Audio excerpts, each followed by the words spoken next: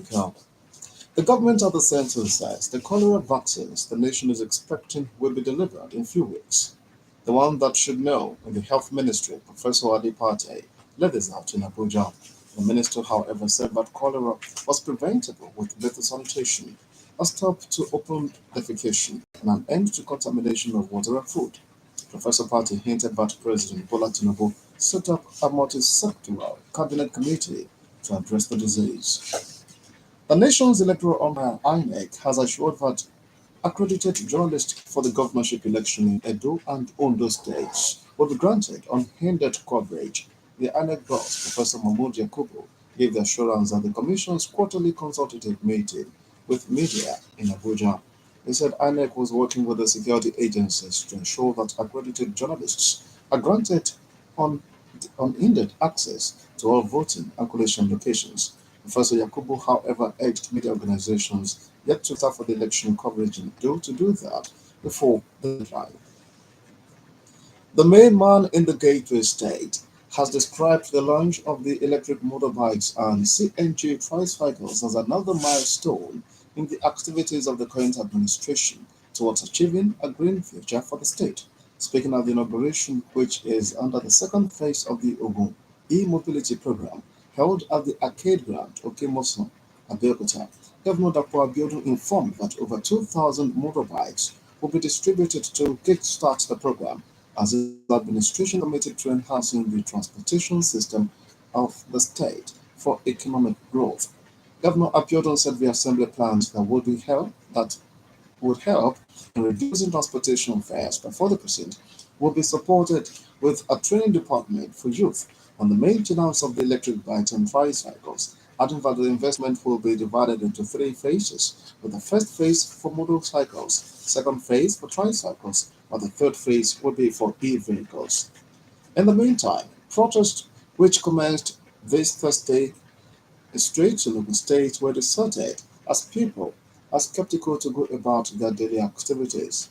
OGBC correspondent in Ogun West, Lukman Issa, observed that law enforcement agents were stationed at strategic places along the Ifo Expressway, Papalanto, Joju, Songo Underbridge, Ota, as well as in Loro, where few commercial vehicles, tricycles, and motorcycles operate along the route.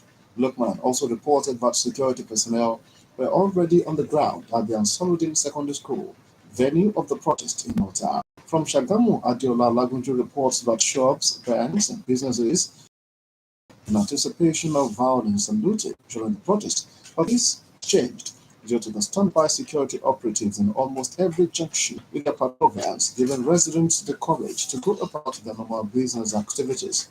In the same vein, report speaks of similar situation in the Debo axis as the area is calm and peaceful due to security presence. Meanwhile, in view of the planned nationwide protest, the academic board of the Moshood Abiola Polytechnic has directed students to stay away from the campus effectively from midweek. A statement by the head of public relations and protocol, Mr. Yemi Ajibola, has said that while away, the students will be engaged online alongside completion of registration. Students are expected to return for physical academic activities on Monday, the 12th of August.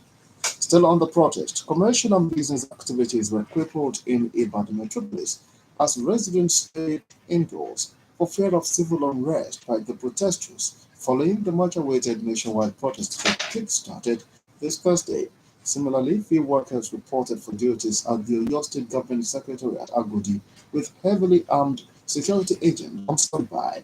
Though the protest was peaceful as of the time of filing this report, some of the popular markets and business stores in the ancient city, such as Bodija, Oje, Ojo, Orita Challenge, and Iwo Road, were closed for business activities. Meanwhile, the Light of the Nation, Anambra, it's just like a typical Monday sit-at-home usually organized by the Biafra agitators, as all the major cities are deserted.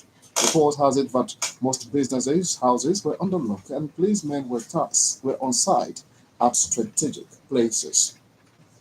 Still at home, the End Bad Governance protest in Abeokuta recorded near empty streets as fewer vehicles were on the road and commuters were stranded at various bus stops.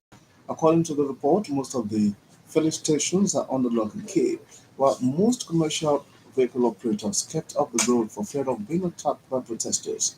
Residents were also in front of their houses, while few others were on the road looking for vehicles to get to their destinations. Reports have it that there was heavy presence of security personnel at Funab Junction, Camp Area, Lafenwa, and Ugada, Itaoshi Roundabout, Akinwolubade, Obada, among others, to forestall any breakdown of law and order. The Commissioner of Police in the Center of Excellence, Lagos, Mr. Fayode Adegoke, had visited the scene of the protest in Ojota and assured the protesters of their safety.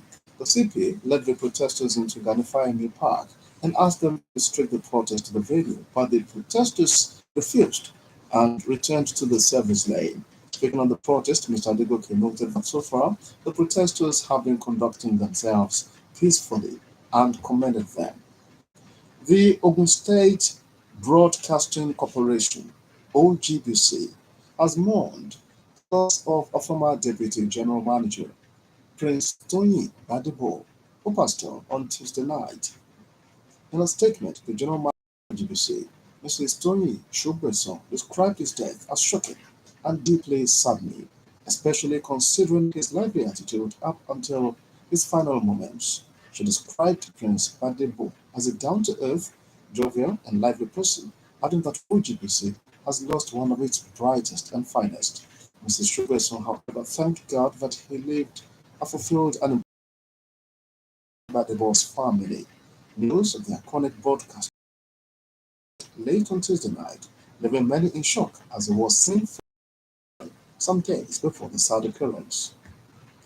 Now to sport. Nigeria's female basketball team, the Tigers, will play France this Thursday in a second group game at the ongoing Paris 2024 Olympic Games. The Rena third side stunned number 3 rated Australia in their first game, beating the Opals 75-62. Nigeria will be banking on guard Ezine Kalu and Promise Amukamara were outstanding in the game against Australia. That was the news from across the nation on OGBC, packaged by Elizabeth Koforiji. For exclusive programs and the latest news update, visit our website www.openradio.ng and follow us on Facebook at facebook.com/openradio and on X at Open Radio.